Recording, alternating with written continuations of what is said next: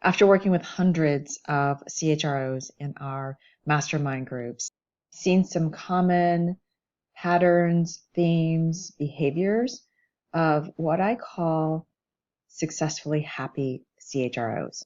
Not just successful CHROs, but successfully happy. Find what I mean by that. So number one, they're well respected and consulted in their organizations. The other business leaders are consulting with them. They're getting an opportunity to exercise their strategic muscles, not just staying on the tactical treadmill. And above all else, they are having fun because they can see the impact that they're making on the employees' lives. Of course, there's lots of skills that are required today to be a successful CHRO. Like, the typical, we need somebody who's strategic, we need somebody who's got strong business acumen, we need a CHRO who is advocating for our people. So many of these things are just table stakes today. But also, in order to be able to reach some of these success metrics, there are certain things that need to be in place for the CHRO to be successful. So today I'm going to cover 5 of those that I most commonly see in the most successfully happy CHROs. Okay, so you're probably wondering, who the heck is this Cindy Lou and why should I listen to her? Well, I've spent most of my career in professional services businesses that were highly human capital intensive, meaning if we didn't get the people part right, nothing else really worked. And in the last 6 years, I've been running HR mastermind groups. First, it was mostly local, and now we've expanded to nationwide group, but we have, almost 200 members who get together and help each other out. And they also call me like Mama Bear of HR. They sometimes call me Dr. Phil for HR, in any case. So I've witnessed a lot of different common themes, behaviors, and patterns of highly successful and happy CHROs. All right, so I'm going to share 5 of those with you today, starting with number 1. These CHROs know how to get on the bus with the right people. So what do I mean by this? They know how to pick the right leaders, the right teams, and the right peers. So starting with picking the right leaders, they know how to pick the right CEO. They pick CEOs who are what I call highly coachable. So they don't have to necessarily get everything related to people or understand how to leverage strategic HR, but they are a highly coachable CEO. So I think of some of the CHROs who are giddy about their jobs, and they're working for CHROs who either totally get the people side of things, or they've got a CHRO who's highly coachable and they can get them there.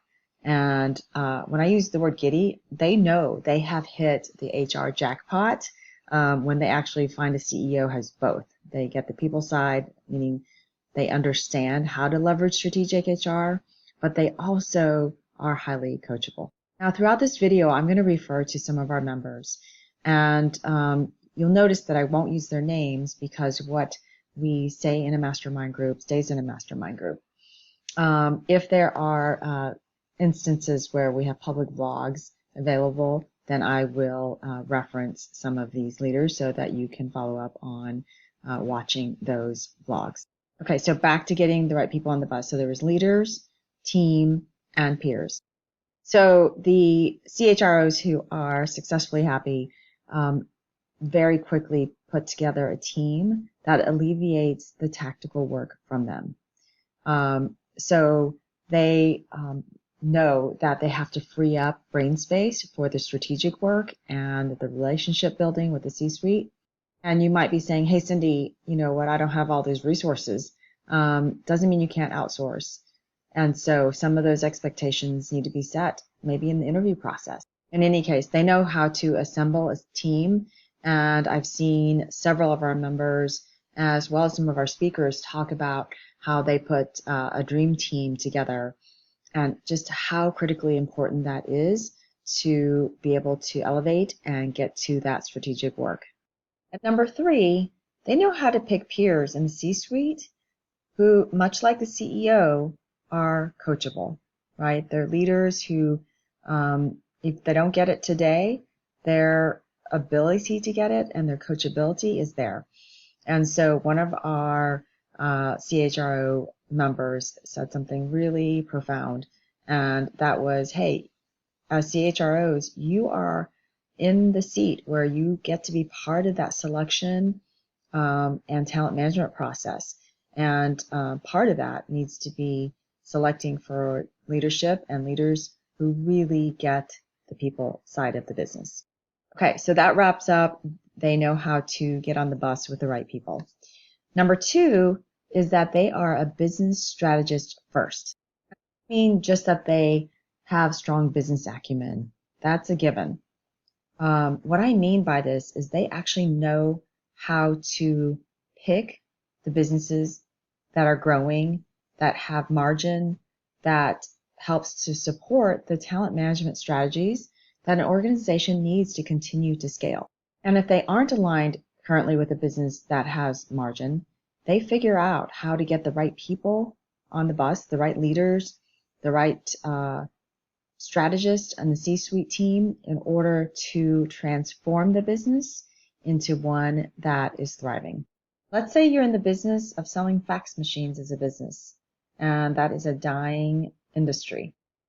I've seen how the strong CHROs will work together with their CEO and their boards to make sure that they have the right next generation leaders on board to get the business to the modern era, to transform the business so that they can bring value to their constituents and their employees.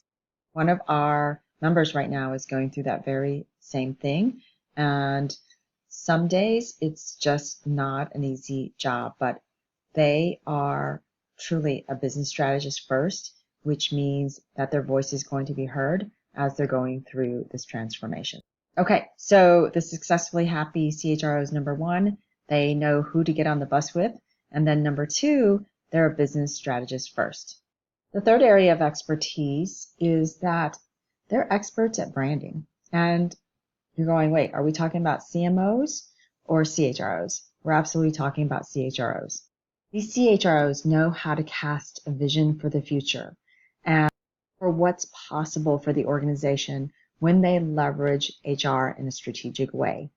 They know how to paint this picture of here's what heaven looks like, here's what's possible for our organization, or what does hell look like? What are the consequences of not taking these actions?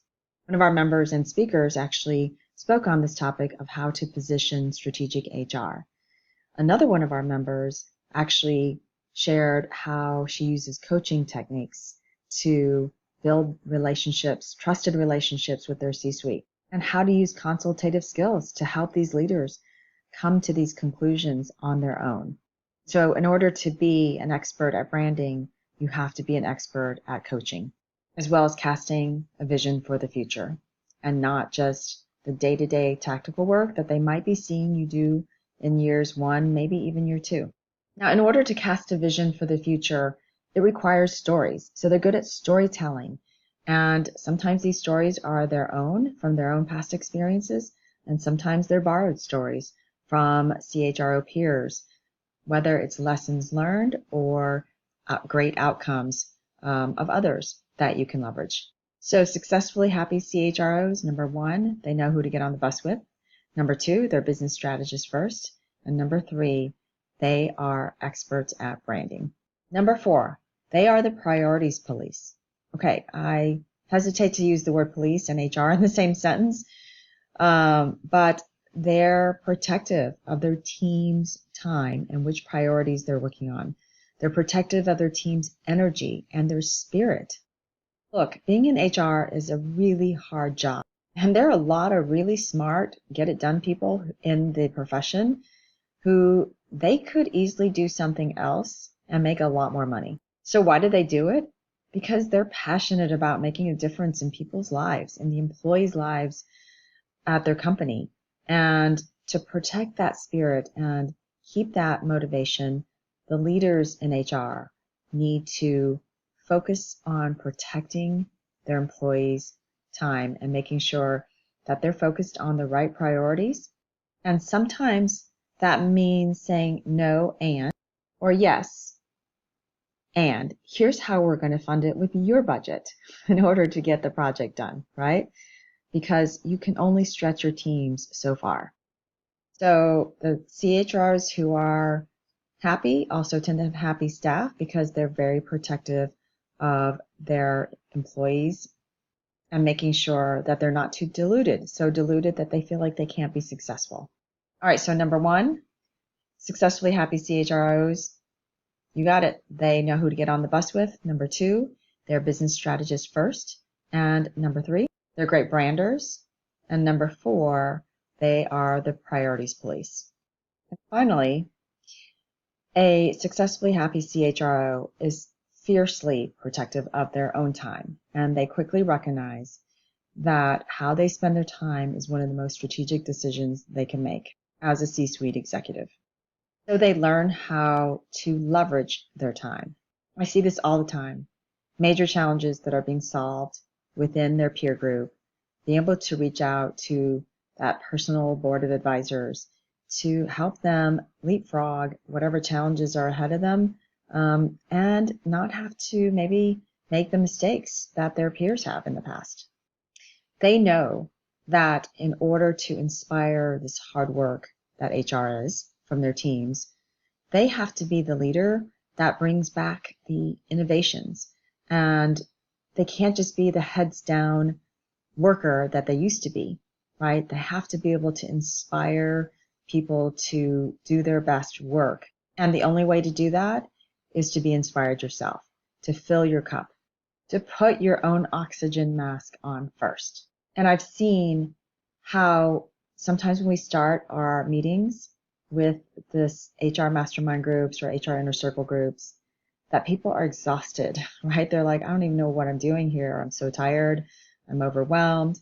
And by the end of the meeting, they're energized because they've been inspired by others' stories. They have been able to leverage others' experiences to solve their own challenges. And they're getting to exercise that strategic muscle, which is oh so important in this very administrative and tactical world we could live in. All right, to summarize, successfully happy CHROs, number one, they know who to get on the bus with.